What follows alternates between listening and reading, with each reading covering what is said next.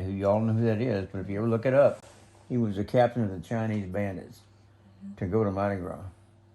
I'm 15 years old in a car I built myself. And we did.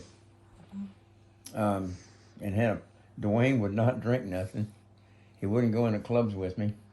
By the time we went down there, I knew how to get in every strip joint, every music. I could do that, you know. You give a little tip in the inside. Okay, here's where it got good.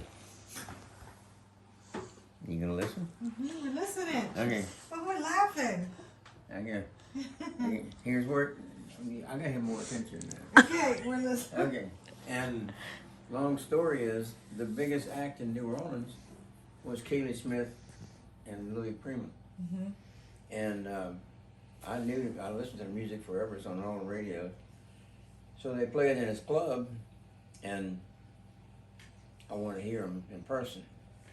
So I tipped the guy, the doorman, and I got in. They weren't with me on this one, and they let me in. And I mean, I'm just having the biggest time in the world, you know. And it happened about 3 or 4 nights in a row because I was staying with that and Bare Knuckle Cowboy. And finally, Louis Prima says, "Let that kid in." After that, I never had to worry about the doorman, nothing. They fell in love with me.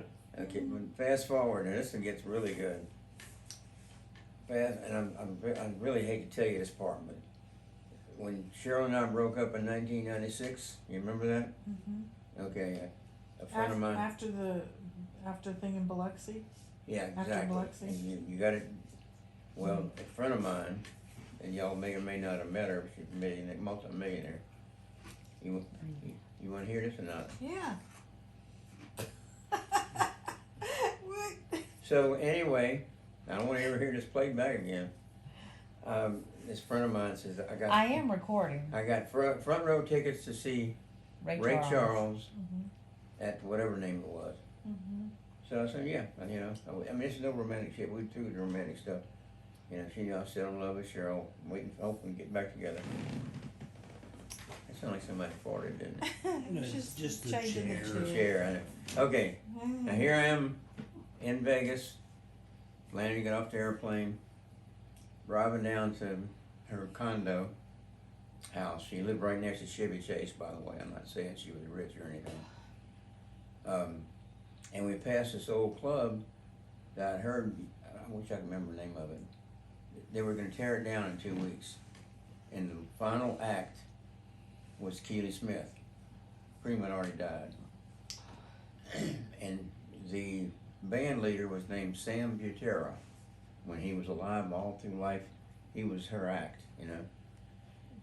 So I said, got in there, and I said, she chipped a bar person. I said, can I any chance I can go talk to her? And they said, no. And so I begged, finally got back. The lady I was with didn't go. Went back there, I said, yo, I know you don't remember me. I said, when I was 14, 15 years old, I used to sneak in the club, I'd get named the club, 500 Club. And I said, y'all the best music I ever heard in my life. I just loved it.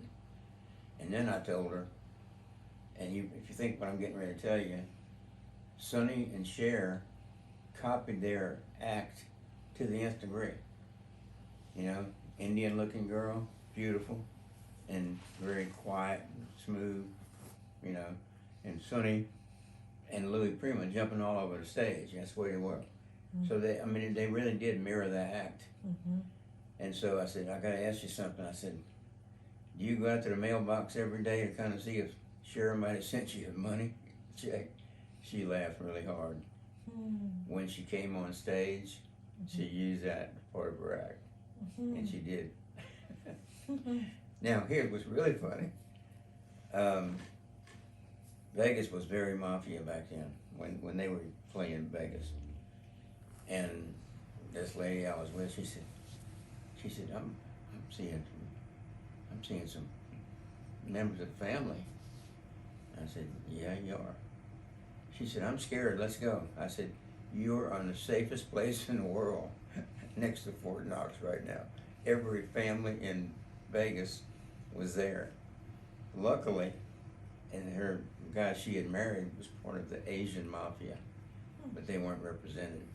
Oh, that's where she got her money from. But anyway, it was so cute, and she winked at me and did that.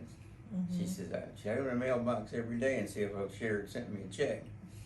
And Cher had a word for her boyfriends. What did she call them? Boy toys. Huh? Say it again? Boy toys. Boy toys, you got it. How do you know that? You really, that's pretty damn good. Because that's what she said. She says, the one thing I learned about Cher, she said, I got a lot of boy toys. Exactly. And she was still gorgeous. She really was. Beautiful lady. What was her name? Her name was Keely Smith. I think she was mostly Indian. Want me to play a little video clip of her? Are you finished? Not here, I mean where we can all watch. I was recording you. Are we done? Yeah, we done. And I never wanna hear that again anymore. We'll Actually, play it for Thanksgiving. I'll tell you one thing, What? it would be a Mercedes for sale sign out in the front yard.